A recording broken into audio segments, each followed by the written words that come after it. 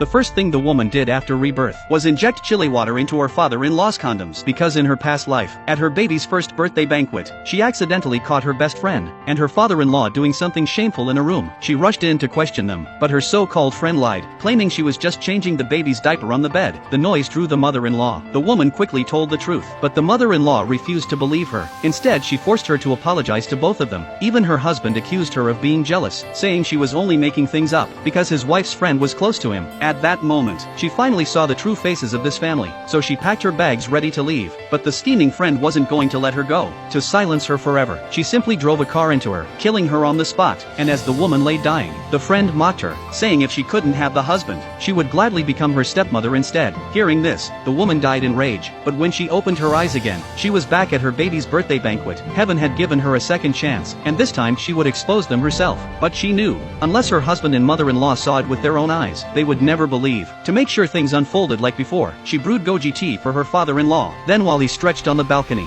she injected chili water into the condoms in his drawer. After that, just like last time, she handed the baby to her friend and went to help her mother-in-law in the kitchen, even suggesting they invite her friend's parents too. The mother-in-law was delighted by her apparent generosity, unaware of the storm about to come. Sure enough, upstairs, the friend slipped into the father-in-law's room, and the two quickly tangled together. Meanwhile, the friend's parents arrived with gifts, along with the mother-in-law's elder brother. The woman knew the time had come. She said her friend was upstairs watching the baby, and offered to call her down. Just as she spoke, a sharp scream rang out upstairs. Everyone panicked, and rushed to the father-in-law's locked bedroom door, asking what was happening inside. The baby's wails echoed louder and louder, but the father-in-law had locked the door, ignoring the husband's desperate knocking. Inside he scrambled to put on pants, and stammered something about the baby having diarrhea, saying the smell was bad so no one should come in. But the woman seized on his words, and asked pointedly, wasn't the baby with her friend? How did he end up in the father-in-law's room? The man tried to cover it up, motioning for the friend to hide in the wardrobe, but the wardrobe was glass. There was nowhere to hide. Outside, the baby's cries grew frantic. The family grew more anxious. Only the woman stayed calm, saying she thought she heard her friend's voice inside. Immediately her mother-in-law and husband scolded her again, insisting if the friend were inside, they'd have heard something long ago. Just like in the last life, she was berated once more, but she didn't care. She simply said she was worried about the baby and spoke carelessly. Her words planted a tiny seed of doubt in her mother-in-law's heart. To prove her wrong, the mother-in-law told her to fetch the spare key. When she returned with it, inside, the father-in-law panicked, shoving the friend behind the balcony curtain. The next second, the whole family broke the door open.